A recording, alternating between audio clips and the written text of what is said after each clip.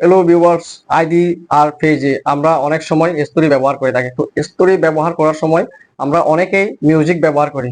তো এই মিউজিক ব্যবহার করার ফলে অনেক সময় দেখা যাচ্ছে কপিরাইট চলে আসতেছে।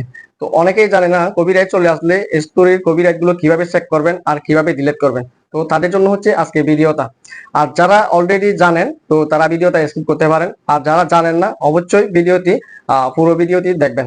তো কথা না বাড়িয়ে চলুন ভিডিওটি শুরু করা যাক। তো ভিউয়ার্স, আমরা স্ক্রিনে চলে আসলাম। স্ক্রিনে চলে আসার পরে আমরা সর্বপ্রথমে ফেসবুক অফিসিয়াল অ্যাপসে প্রবেশ করব। তো আমি এখানে প্রবেশ করলাম। এখানে প্রবেশ করার পরে আমাকে সর্বপ্রথমে আমার ফেসবুক প্রোফাইলে যেতে হবে।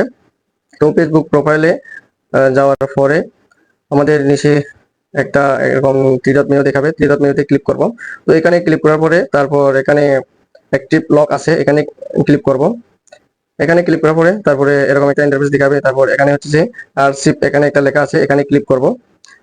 তো এখানে ক্লিক করার পরে এরকম একটা ইন্টারফেস দেখাবে, স্টোরি আরসিপ এরকম একটা ইন্টারফেস দেখাবে। তো আমরা ওখানে ক্লিক করব। এখানে ক্লিক করার পরে আমাদের যতগুলো স্টোরি সারা হয়েছে সবগুলো এখানে শো করবে। তো এখন কিভাবে বুঝবো?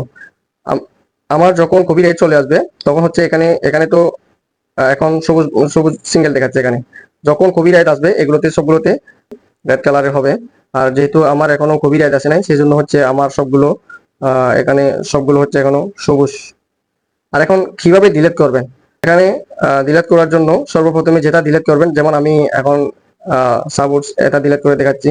এটা ডিলিট করব। তো আমি এটার উপরে ট্যাপ করব। এখানে ট্যাপ করার পরে তারপরে এখানে একটা থ্রি ডট মেনু আছে, ওই থ্রি ডট মেনুতে আমরা ক্লিক করব। এই থ্রি ডট মেনুতে ক্লিক করার পরে এখানে ডিলিট অপশন আছে, ওইখান থেকে সবগুলো ডিলিট করতে পারবেন। তা আশা করি সবগুলো বুঝতে পারছেন। তো যারা যারা বুঝেন নাই অবশ্যই ভিডিওটা বারবার দেখবেন, বারবার দেখার পরে তারপরে কাজ করবেন। ধন্যবাদ সবাইকে।